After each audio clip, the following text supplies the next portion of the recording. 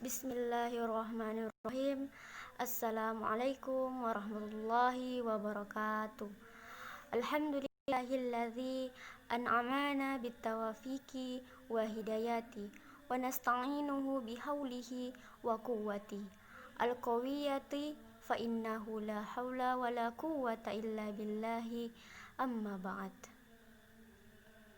Pertama-tama saya ucapkan terima kasih kepada teman-teman saya yang telah berpartisipasi dalam mengerjakan makalah dan video kali ini, dan terkhusus kepada dosen pengampu saya, Dr. Muhammad Ilham Usman, MV ILI, yang selaku dosen pengampu di mata kuliah pemikiran modern dalam Islam.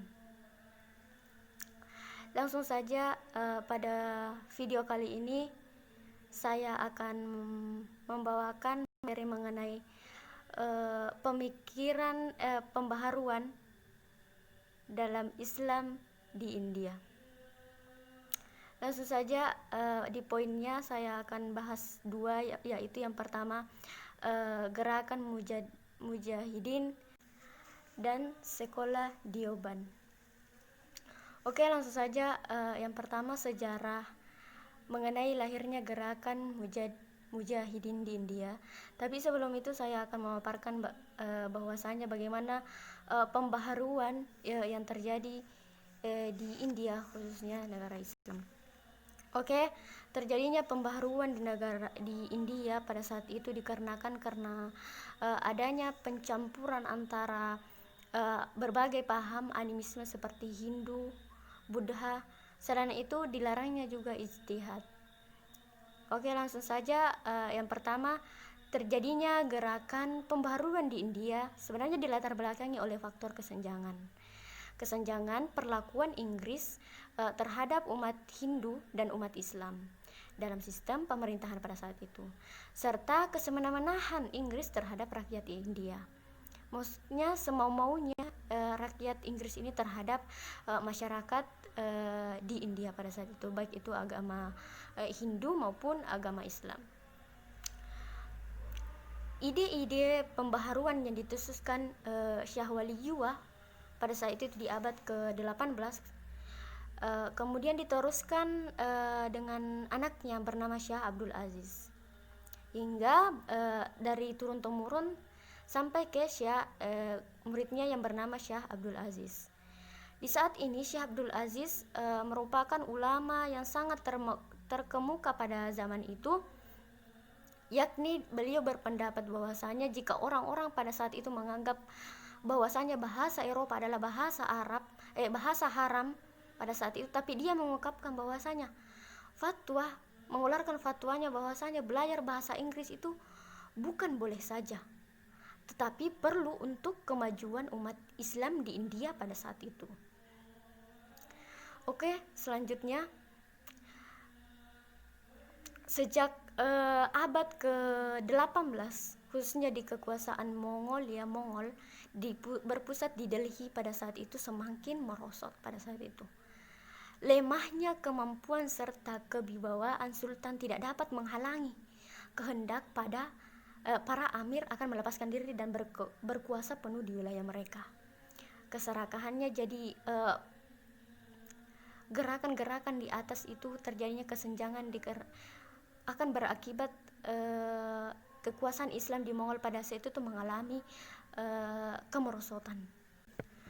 Selanjutnya di abad ke-17 juga dijelaskan bahwasanya bangsa Inggris itu sejak awal mulanya telah tiba di India sebagai pedagang pada saat itu dengan angkatannya bernama The East India Company.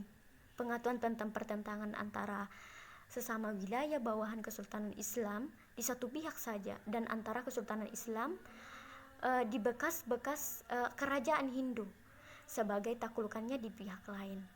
Jadi akhirnya bangsa Inggris melaksanakan politik menggali, istilahnya politik air keruh. Selera mereka tumbuh hendak menguasai wilayah tersebut, terutama di sekitar pabrik-pabrik yang telah mereka dirikan pada saat itu. Hingga yang bernama Syed Ahmad Khan berpendapat bahwa kedudukan umat Islam di India dapat diwujudkan hanya dengan bekerja sama dengan Inggris pada saat itu. Inggris merupakan penguasa yang sangat terkuat di India.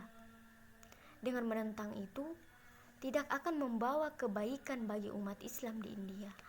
Hal ini akan membuat mereka tetap mundur dan akhirnya akan menjauh dan tertinggal dari masyarakat Hindu di India pada saat itu. Dan terkhusus sendiri Syed Ahmad dengan golongan mujahidnya mencoba memulai peperangan terhadap golongan Sikh di India Utara, sehingga peperangan itu berbuah kemenangan pada kelompok mujahidin. Mereka dapat menguasai Akora yang merupakan pusat kekuatan di golongan Sikh pada saat itu. Oke, saya lanjut ke poin kedua. B. Pergerakan mujahidin dari masa ke masa. Islam di India pernah mengalami kemajuan pada saat itu. Dengan berdirinya dua kerajaan, yang pertama itu kerajaan Mughal dan yang kedua itu kerajaan Turki Utsmani. Dan kedua kerajaan itu pernah mengalami kejayaan sekitar pada tahun 1500 sampai 1700 Masehi. Kerajaan Mughal di India sebagai simbol kejayaan Islam di India. Dan kerajaan itu mengalami kemunduran sejak tahun 1700 Masehi karena daerah kekuasaannya diperkecil oleh kerajaan Hindu yang ingin melepaskan diri. Selain itu, dari dalam kerajaan itu sendiri juga terjadi perang antar saudara untuk merebutkan kekuasaan yang ada di Delhi. Suasana tersebut dari kejadian-kejadian di atas membuat pemimpin Islam di India menyadari kelemahan umat Islam. Salah satu dari pemuka itu ialah Syekh Waliullah. Ia lahir di Delhi dan mendapatkan pendidikannya dari orang tuanya sendiri. Kemudian orang tuanya adalah seorang sufi pada saat itu dan ulama juga. Selain itu dia memiliki madrasah. Sehingga setelah dewasa ia mengajar di madrasah itu. Selanjutnya ia pergi haji. Setelah setahun di Hijaz, ia sempat belajar dengan ulama yang ada di Makkah dan di Madinah pada saat itu. Kemudian ia kembali ke Delhi sekitar tahun 1732-an dan meneruskan pekerjaannya sebagai seorang guru pada saat itu. Di samping itu dia gemar mengarang dan karangan-karangannya banyak sangat fundamental. Di antaranya karangan yang menghasilkan yaitu buku berjudul Hujjatullah Al-Balighah. Dalam karangan tersebut dituangkan pemikiran-pemikirannya, ide-idenya, bagaimana pembaharuannya itu Syekh Waliullah, sehingga pada abad 18 tentang pembaharuannya itu diteruskan kepada anaknya yang bernama Syekh Abdul Aziz. Dan beberapa tokoh lainnya berpengaruh oleh ide yang dicetuskan oleh Syekh Waliullah melalui karya-karyanya.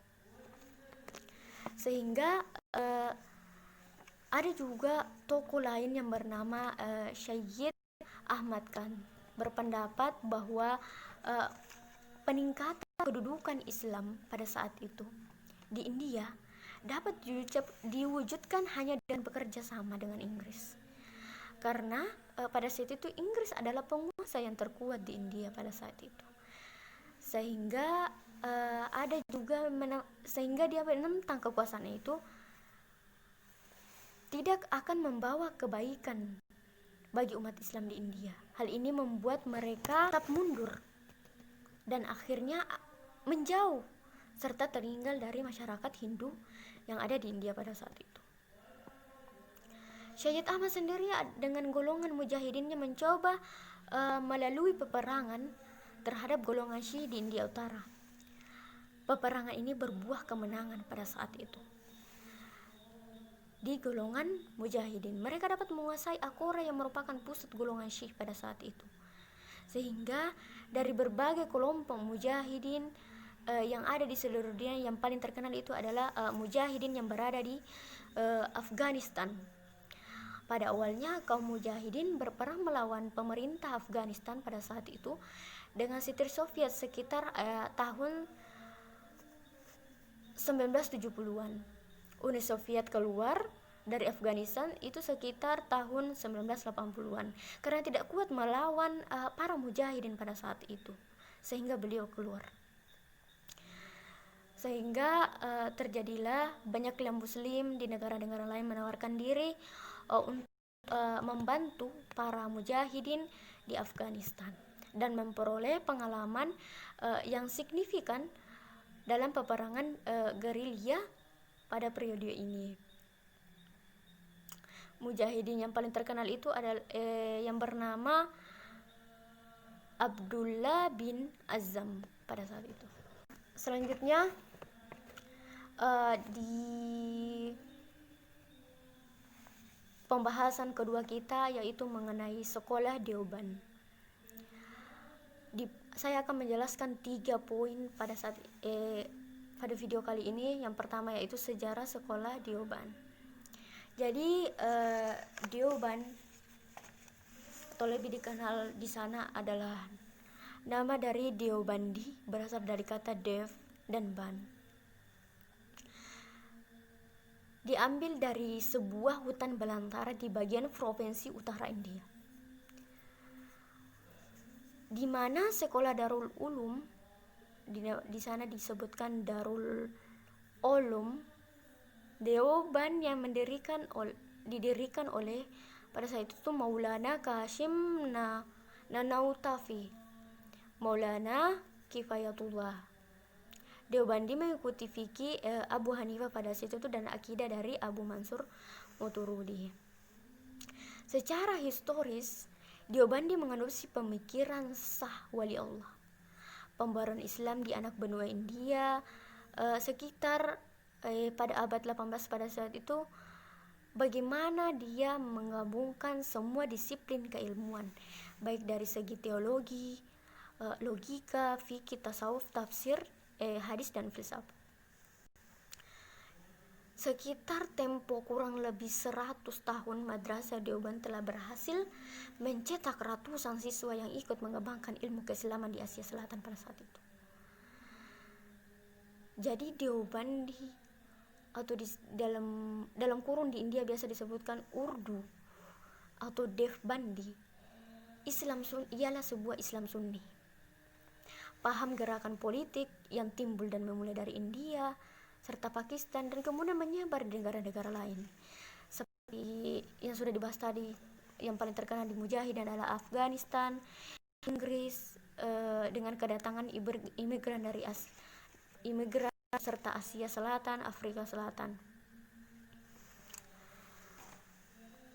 Saat ini Deobandi didirikan sebagai tradisi keilmuan serta respon terhadap kondisi lokal di India Utara. Program reformasi agama per Muniti dan pasca Muniti mendirikan perguruan pembaharuan Deoban pada saat itu sekitar pada tahun 1867 oleh Maulana Muhammad Qasim. Adapun gerakan dakwah yang berkiblat pada Deoban adalah gerakan Isyiyat Tauhid was Sunnah, didirikan oleh Maulana Husain Ali pada tahun 1957-an pada saat itu di provinsi Punjab. Di poin kedua saya akan menjelaskan mengenai kurikulum dan pola pendidikan di sekolah Deoban itu sendiri. Kurikulum Deoban itu didasarkan pada silabus Indo-Islam abad ke-17 tahun itu yang dikenal sebagai Nar Nizami. Kurikulum inti mengajarkan hukum Islam seperti syariah, fikih, tasawuf, serta bidang studi Islam lainnya. Sehingga sepeninggal Syed Ahmad Syahid merupakan tokoh juga pembaruan di India, gerakan intelektualnya itu melawan kolonial yang terus-menerus dilakukan Syahid Ahmad Syahid, sehingga sekitar pada tahun 1857-an madrasah Deoban melalui Maulana Muhammad Qasim Nawantawi dan Maulana Ishaq, seorang cucu dari Syekh Abdul Aziz, ditingkatkan menjadi perguruan tinggi dengan nama Darul Ulum Deoban, sehingga dimunculkan ide-ide Syah Waliullah yang kemudian ditonjolkan oleh Syahid Ahmad Syahid pada saat itu tuh dengan gerakan mujahidin. Jadi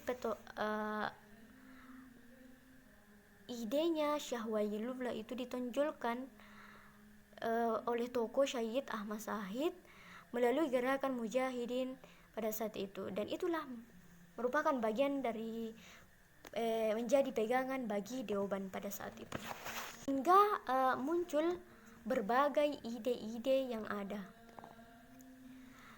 di antaranya bidang agama.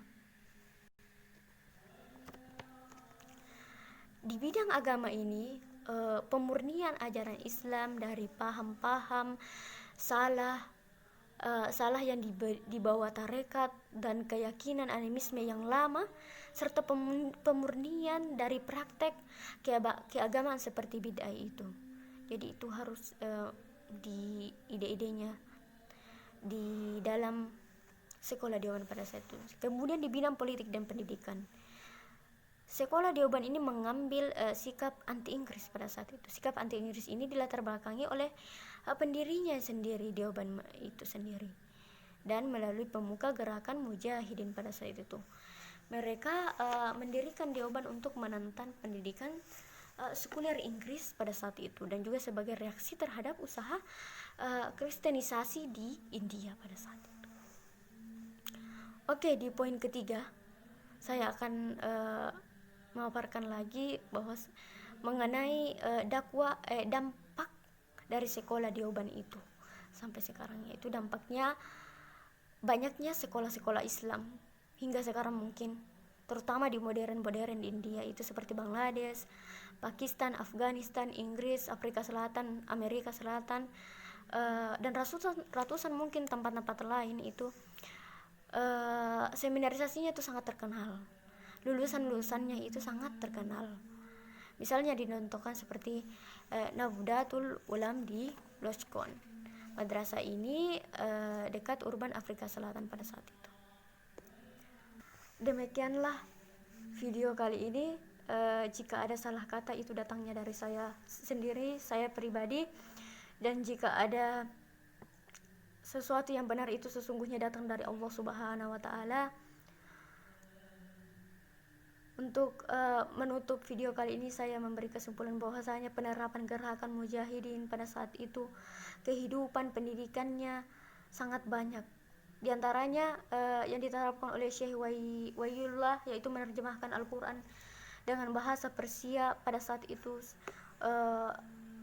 Dia menerjemahkan itu hanya untuk semata agar masyarakat pada saat itu dapat memahami bagaimana isi dari Al-Quran itu tersebut, bagaimana maksudnya. Sehingga saya simpulkan dari pemaparan itu, kalimat di atas bahwasanya yang dilakukan Waliullah ialah kita perlu menerapkan hal seperti itu jika kita ingin memahami Al-Quran tersebut. Hingga akhir kata saya tutup dengan kuis pada hari ini. Jadilah seorang pembaharu minimal di daerah kita sendiri. Sekian dari video kali ini. Saya ucapkan terima kasih kepada teman-teman, terkhusus dosen saya. Wabillahi taufiq wal hidayah. Wassalamualaikum warahmatullahi wabarakatuh.